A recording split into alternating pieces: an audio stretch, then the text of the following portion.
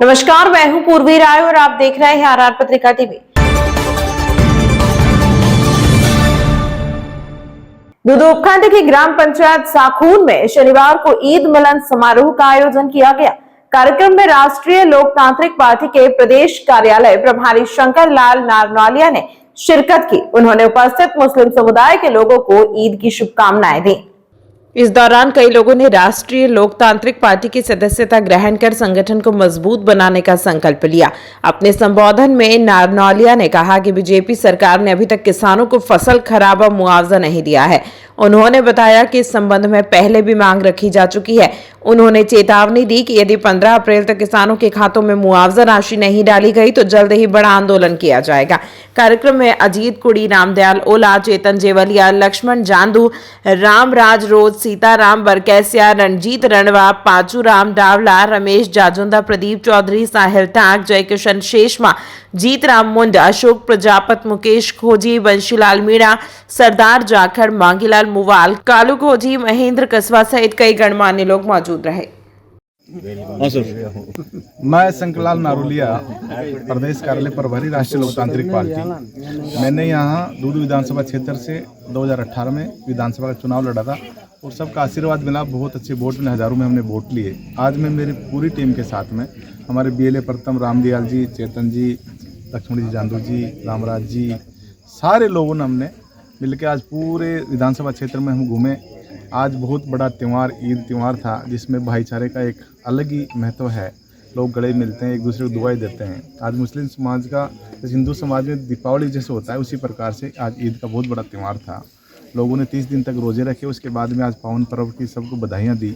आज सुबह से हम पूरे साकुण से, अभी तो लास्ट में साकुण में आए, सुबह सावरदा गए, सावरदा के बाद में दूदू गए, दूदू के बाद में हम कुडियाला गए, कुडियाला से फिर गणेशपुरा गए।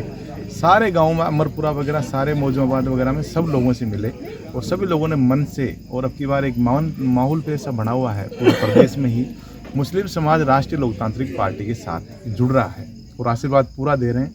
और हनुमान बेनीवाल साहब की जो विचारधारा है उससे लोग प्रभावित है, क्योंकि हनुमान बेनीवाल साहब एक हमारी पार्टी है जो धर्मनिरपेक्ष है, सभी धर्मों का सम्मान आदर करती है और सभी धर्म के जाति के लोगों को साथ लेकर चलती है।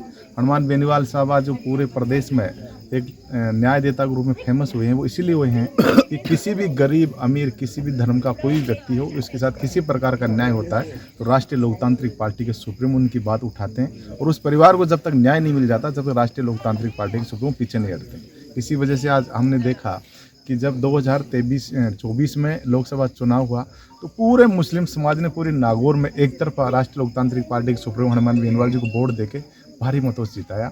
और यही लगाव है और वो भी बहुत प्यार करते हैं। और हम सब राष्ट्रीय लोकतांत्रिक पार्टी एक धर्मनिरपेक्ष पार्टी के रूप में पूरे प्रदेश में आज लोग विश्वास कर रहे हैं। और जवान, किसान, हर व्यक्ति ये चाहता है कि अगर हम राष्ट्रीय लोकतांत्रिक पार्टी को मौका देंगे तो निश्चित रूप से किसानों का, गरीबों का और 36 कौम का विकास होगा।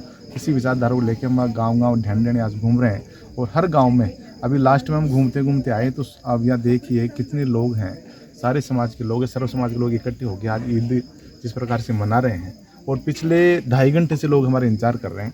इनके लिए, इसके लिए तो मैं आपसे माफ़ी मांगता हूँ सभी से, क्योंकि हम आज पूरे विधानसभा क्षेत्र में घूम रहे थे, इसलिए समय पर नहीं पहुँच पाए। आपका बहुत बहुत धन्यवाद। आप सबको ईद की हार्दिक शुभकामनाएं। मालिक आप सबकी इच्छा पूरी करे। बहुत बहुत धन्यवाद।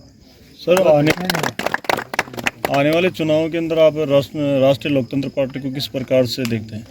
आज पूरे प्रदेश में जिस प्रकार से माहौल है, और तीसरा विकल्प पहले जनता के पास में था नहीं, क्योंकि भारतीय जनता पार्टी एक बार कांग्रेस पार्टी राज करती थी और ये पार्टियां ये देखती थी कि हम कुछ भी नहीं करेंगे तो एक बार कांग्रेस को नहीं देंगे तो बीजेपी को दे देंगे। फिर बीजेपी वालों ने आपस में एक साथ गठबंधन था इनका कि आप अपने हिसाब से भ्रष्टाचार किए, हम अपने हिसाब से भ्रष्टाचार करिए, क्योंकि जनता के पास में कोई विकल्प नहीं था। आज पूरे प्रदेश में ये चर्चा है, राष्ट्रीय लोकतांत्रिक पार्टी के रूप में जनता के बीच में एक विकल्प है और हर व्यक्ति राष्ट्रीय लोकतांत्रिक पार्टी से जुड़ना चाहता है। और ये निश्चित आप देखो, आने वाले जो पंचायत राज चुनाव 2026 का होगा, निश्चित रूप से आपको पूरे प्रदेश में देखने को मिलेगा कि कई चेयरमैन, सैकड़ों की संख्या में प्रधान, प्रमुख बढ़ेंगे। और हम ये चाहते हैं कि ये सेमीफाइनल रूप में राष्ट्रीय लोकतांत्रिक पार्टी इसको देख रही है और पंचायत राज चुनाव में हम जीतकर और 2028 में राष्ट्रीय लोकतांत्रिक पार्टी के सुप्रीमो हनुमान बेनीवाल की साहब राजस्थान का मुख्यमंत्री बने और सारी 36 कौम जनता ये चाहती है। सर कई जगह रोडों पे गड्ढे हो रखे हैं, दूध विधानसभा की हालत रोडों की खराब है, उसके बारे में आप क्या कहना चाहते हैं? प्रदेश में के साथ साथ राजस्थान के जो राजधानी के बिल्कुल नज़दीक है हमारा दूदू, यहाँ की जो मुखिया जिनको जनता ने चुनने के भेजा वो आज राजस्थान में मुख्यमंत्री है और सरकार के बिल्कुल नज़दीक है। लेकिन हमने 15 फरवरी को एक धरना दिया, उसमें हमने 8 मांगे रखी। उसमें सबसे जो बड़ी बात थी कि लोगों को फसल का जो बीमा का पैसा वो नहीं मिला, क्लेम का पैसा नहीं मिला, अभी नहीं आया सर, और अभी तक भी वो नहीं आया। हमें 2 महीने का टाइम दिया था, हम 15 अप्रैल तक इंतजार करेंगे। अगर 15 अप्रैल तक हमारी बात पूरी नहीं होती है तो निश्चित रूप से राष्ट्रीय लोकतांत्रिक पार्टी एक बड़ा आंदोलन करेगी, और जब तक हमारी मांग पूरी, जनता की पूरी मांग नहीं होगी, हम वहीं बैठ के जाएंगे, एसडीएम कार्यालय को घेर लेंगे, और जरूरत पड़ी तो जो हाईवे है, जो अजमेर जयपुर हाईवे है, उसको भी हम जाम कर देंगे। और आपने देखा होगा थोड़े दिनों पहले बिंजोड़ा में जो कितने साल से 10 साल से लोग परेशान थे, आसपास जो एक हड्डियों की फैक्ट्री थी उससे इतनी बदबू आती थी कि स्कूलों में नामांकन कम हो गया था, और आसपास के लोग रिश्ता करने से बंद हो गए थे, और लोग इतने परेशान थे, सो नहीं पाते थे, पेट में तो कई प्रकार की बीमारियां हो गई थी। राष्ट्रीय लोकतांत्रिक पार्टी के नेतृत्व में हमारे रामदयाल जी ओड़ा साहब यहाँ जो बीएलए हैं और हमारी सारी टीम ने वहाँ 3 दिन तक धरना दिया, और वो फैक्ट्री का मालिक आ गया, एसडीएम आए और एडीएम साहब आए, और सब ने मिलकर उस फैक्ट्री को हमने बंद करवाया। बंद करवाने के बाद में उसने ये भी कहा कि 15 दिन के अंदर पूरा कच्चा माल में यहाँ से उठा के ले जाऊंगा। तो राष्ट्रीय लोकतांत्रिक पार्टी जो भी जनता के कोई मुद्दे होंगे उसको मजबूती के साथ उठाएगी, और जरूरत पड़े तो हम बड़ा से बड़ा आंदोलन करेंगे। ठीक है। तमाम महत्वपूर्ण खबरों के लिए देखते रहिए हमारे साथ RR पत्रिका टीवी।